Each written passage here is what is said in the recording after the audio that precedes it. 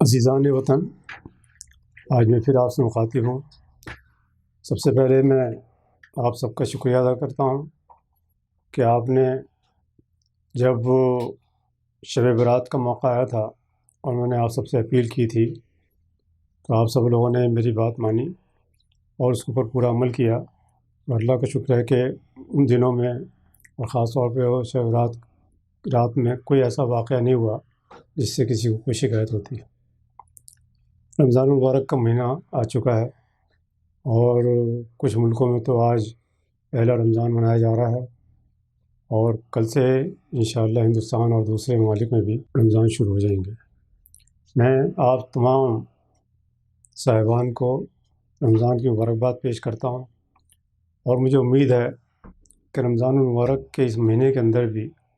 ہم لوگ اس کی تعظیم کے حساب سے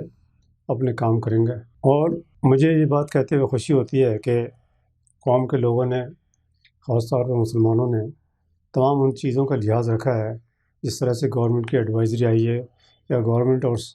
سرکار کے طور پر جو بھی نصیحتیں کی گئی ہیں لوگوں نے اس کو مانا ہے۔ میں آپ سے پھر یہی درخواست کرنا چاہوں گا کہ رمضان کے اس مبارک مہینے کے اندر بھی جہاں ہم لوگوں نے عبادت کرنی ہے، جہاں ہم لوگوں نے روزے رکھنے ہیں، جہاں ہم نے تراویحیں پڑھنی ہیں، جہاں ہم نے زکوٰۃ دینی ہے، یہ سارے کے سارے جو ہیں عبادت میں شامل ہیں۔ اور یہ عبادت ایسی عبادت ہے کہ اللہ تعالیٰ ایک مہینے کے اندر، پورے مہینے کے اندر آپ کے لیے جنت کے دروازے کھول دیتے ہیں اور دوزخ کے دروازے جو ہیں بند کر دیے جاتے ہیں۔ جتنی عبادت ہم کر سکتے ہیں، جتنا اللہ کو یاد کر سکتے ہیں، جتنا ہم اپنے ملک کے امن کے لیے، چین کے لیے، امن کی خوشحالی کے لیے، ملک کی خوشحالی کے لیے ہم لوگ دعائیں کریں، میں سمجھتا ہوں کہ یہ ہم سب کے لیے بہتر ہوگا۔ ہندوستان کی آبادی اچھی خاصی آبادی ہے، مسلمانوں کی آبادی بہت اچھی خاصی آبادی ہے۔ مسلمانوں کو مجھے معلوم ہے کہ اس بار مسجدوں میں جا کے تراویحیں نہیں پڑھنی پڑیں گی، کیونکہ اس کا ایک ایسا حکم ہے، اور یہ حکم جو ہے وہ سعودی عرب سے بھی شروع ہوا ہے۔ مکہ معظمہ میں اور مدینہ منورہ کے اندر بھی دونوں حرمین کو بند کر دیا گیا ہے، اور وہاں بھی جو ہے بہت ہی لمٹ کے اندر تراویحوں کا اہتمام کیا گیا ہے۔ میری درخواست سب قوم کے لوگوں سے یہ ہے کہ وہ تراویحیں گھر میں ہی پڑھیں اور بہت کم لوگوں کے ساتھ تراویحیں پڑھیں۔ اس کے فتوے بھی آ چکے ہیں، ہمارے مفتی صاحبان نے، ہمارے مولانا صاحبان نے، ہمارے علماء صاحبان نے اس پہ فتوے دے دیے ہیں، اور ہمارے بہت بڑے بڑے علماء نے خاص طور پہ اس پہ فتویٰ دے دیا ہے کہ تراویحیں گھر میں پڑھنا جائز ہے، ایسے ماحول کے اندر بالکل جائز ہے، اور تراویح جو ہے وہ فرض نہیں ہے۔ جب ہم لوگ فرض کی نماز، جمعے کی نماز گھر میں ادا کر رہے ہیں تو میں سمجھتا ہوں کہ تراویحیں بھی ہم گھر میں اگر پڑھیں تو اس میں کوئی حرج نہیں ہے۔ کچھ صوبوں نے تو تھوڑا ریلیکسیشن دے دیا ہے، کیونکہ جو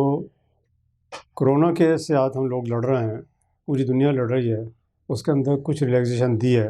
تو اس کا بھی لحاظ رکھیں۔ اس ریلیکسیشن کا یا جو چھوٹ دی گئی ہے اس کا ناجائز فائدہ نہ اٹھائیں۔ کم سے کم لوگ گھروں سے باہر نکلیں اور اپنی جو خریداری کر کے گھروں میں واپس جائیں۔ کم سے کم لوگ جو ہے خریداری گھر کے، کم سے کم آدمی گھروں سے نکل کے خریداری کریں۔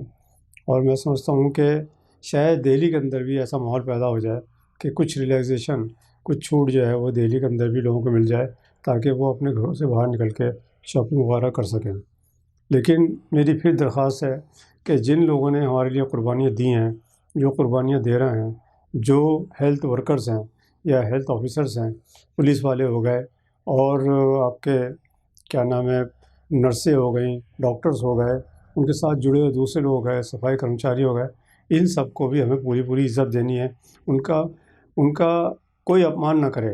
ان کو جتنی عزت دے سکتے ہیں ان کے کھانے کا، پینے کا پورا لحاظ رکھا جائے۔ رمضان کے اندر خاص طور پہ افطاری کے ٹائم پہ ہم لوگ اگر غریبوں کو افطاری کرا سکیں، ان کے گھروں پہ پہنچا سکیں، تو یہ بھی میں سمجھتا ہوں ایک ثواب کا کام ہے، اور یہ مہینہ ثواب کمانے کا ہی ہے۔ میں اپنی طرف سے ایک بار پھر تمام ہندوستان کے مسلمانوں کو خاص طور پہ